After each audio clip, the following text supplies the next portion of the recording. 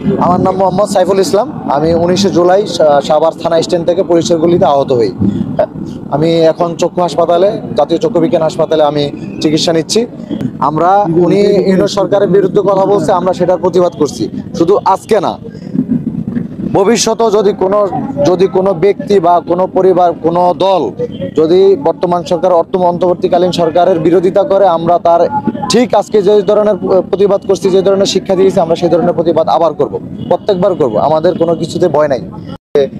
অন্তর্বর্তীকালীন সরকার আসার কোনো ছিল না, সুযোগ সম্ভাবনা ছিল না। ওনারা ওনাদের অন্য কোনো দল বসাতে চেয়েছিলেন, কিন্তু ওনারা সমর্থন হয় নাই।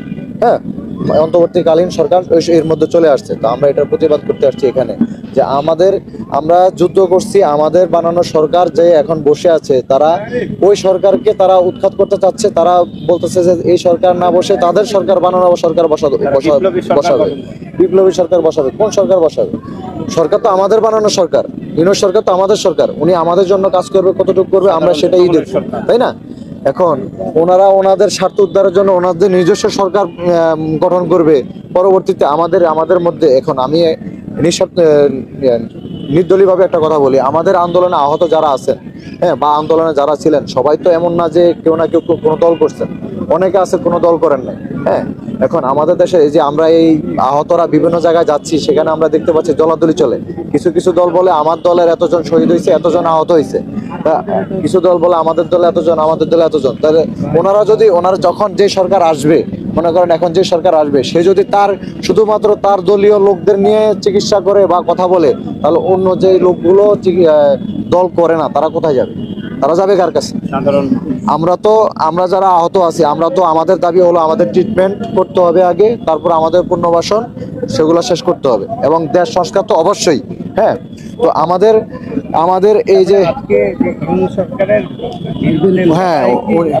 হ্যাঁ, আমরা একবার মৃত্যুর মুখ থেকে ফেরত আসছি। আমার চোখে যে গুলিটা লাগছে, এটা হয়তো আরেকটু ভিতরে গেলে আমি মারা যেতে পারতাম। আমার অন্যান্য যতগুলো ভাই আছে, সবাই এক একজন মৃত্যুর হাত থেকে ফেরত আসছে। আমরা যাই, আমাদের এখন আর জীবনের ভয় নাই, কারণ আমরা যে জীবনটা আমরা মেনে নিয়েছি, আমাদের যে জীবনটা আমরা এখন লিড করতেছি, এটা আমাদের জন্য বোনাস। আল্লাহ আমাদেরকে একটা সুযোগ দিয়েছে। আমরা এখন দুর্নীতি যেখানে দেখব, সেখানে আমরা প্রতিবাদ করব। আমাদের দাবির জন্য আমরা যেখানে যা করার দরকার সেখানে করব। এবার আমাদেরকে মানুষ খারাপ জানুক, ভালো জানুক, কিন্তু আমরা জানি আমরা ভালোর জন্য করব।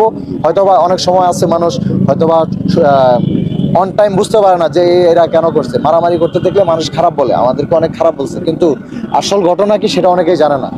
যখন জানবে বা জানতো, তাহলে তারা কখনো আমাদেরকে প্রশ্নবিদ্ধ করতো না। যেখানে অন্যায় হবে এখানে প্রতিরোধ হবে।